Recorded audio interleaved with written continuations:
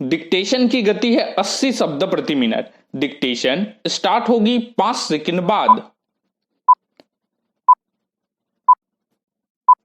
सभापति महोदय, यह मेरा परम सौभाग्य है कि आज इस अवसर पर मुझे देश के उन होनहार नवयुवकों से बातचीत करने का मौका मिला है जो कि यहाँ पर उपाधि प्राप्त कर रहे हैं।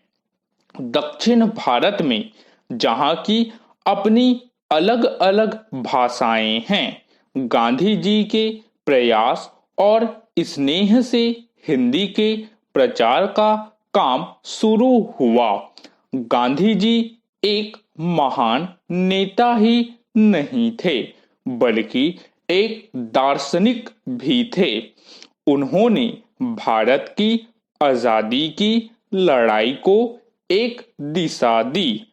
आजादी मिलने के बाद जो हमारे देश के लिए बाधाएं बन सकती थी, उन सब के बारे में उन्होंने सोचा और उन्हें दूर करने का प्रयास किया।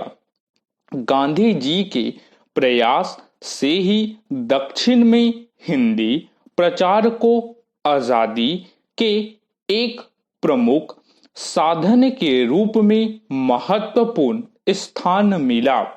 भारत की आजादी की लड़ाई में ऐसे अनेक साधनों का प्रयोग हुआ जो देश की एकता के लिए महत्वपूर्ण थे। इन साधनों में हिंदू मुस्लिम एकता, हरिजन समस्या, जातिवाद की समस्या और खादी की समस्या आदि प्रमुख थे। इन सब साधनों के साथ हमने हिंदी को भी माना। यह इसलिए आवश्यक था कि अपनी भाषा के बिना कोई भी राष्ट्र उन्नति नहीं कर सकता। पैरा। राष्ट्रभाषा हिंदी के बारे में लोगों में अनेक शंकाएं थी कि दक्षिण भारत में हिंदी का विरोध होता है, परंतु मैं आपको यह बताना चाहता हूं कि आजादी के पहले और आजादी की प्राप्ति के बाद भी दक्षिण में भी यह भावना पैदा नहीं हुई कि वे हिंदी का विरोध करें। कुछ राजनीतिज्ञों ने अपने स्वार्थ के लिए भाषा को एक राजनीतिक साधन के रूप में अपनाया और जनता को गुमराह करने का प्रयास किया। सूचना और समाचार माध्यमों ने भी इसे अपने व्यापार को बढ़ाने के एक साधन के रूप में लिया और कुछ लोगों द्वारा कही गई बातों को इस प्रकार जनता के सम्मुख रखा कि लोग समझने लगे कि यह दक्षिण की जनता की भावना है और वह हिंदी का विरोध कर रही है।